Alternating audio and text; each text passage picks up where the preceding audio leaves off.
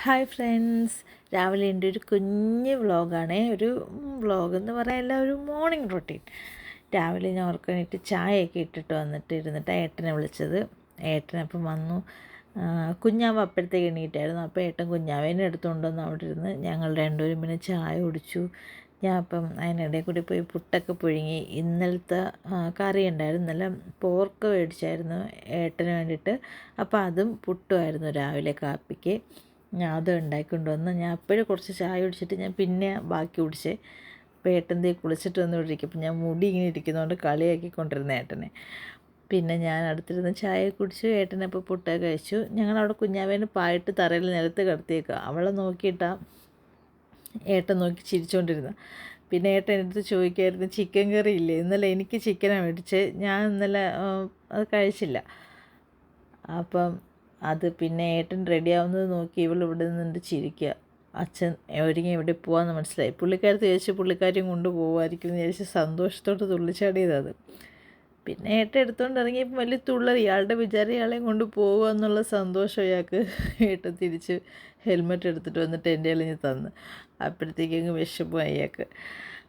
അങ്ങനെ പിന്നെ ഇന്നലെ ഫുൾ ഏട്ടൻ കൂടെ ഉണ്ടായിരുന്നതുകൊണ്ട് അവൾക്ക് ഇന്നിനിയിപ്പോൾ ഒരു ഇതായിരിക്കും.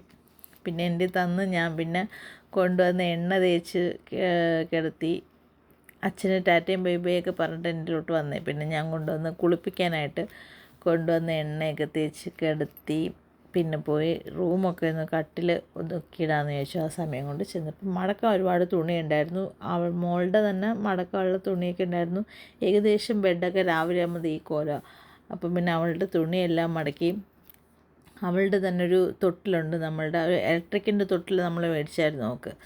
അപ്പോൾ അതിനകത്ത് ഒരു മാസം തികച്ച് കിടന്നിട്ടില്ല. ഞാൻ അപ്പോൾ അതിപ്പം ഏട്ടൻ പറഞ്ഞു നമുക്കത് തിരിച്ച് കൊടുക്കാം ആർക്കെങ്കിലും, അത്ര പൈസ കൊടുത്ത് മേടിച്ചില്ലെന്ന് വെച്ചാൽ. ഞാൻ പറഞ്ഞു വേണ്ട, ഇരിക്കട്ടെ, അവൾക്ക് മേടിച്ചതെന്ന് വെച്ചാൽ ഞാൻ ഇപ്പോൾ അതിനകത്ത് ഈ ടവല് ഷീറ്റ് അങ്ങനെയൊക്കെ മടക്കി വെക്കുക.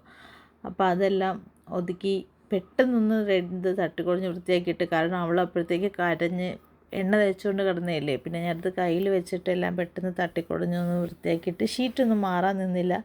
ഇന്നലെ രാത്രി ഏട്ടൻ മാറിയതായിരുന്നു. പിന്നെ കിടത്തി ഉറക്കി. ഇനിയിപ്പം വേണം ഞാൻ രാവിലത്തെ കാപ്പിയൊക്കെ കുടിക്കാൻ.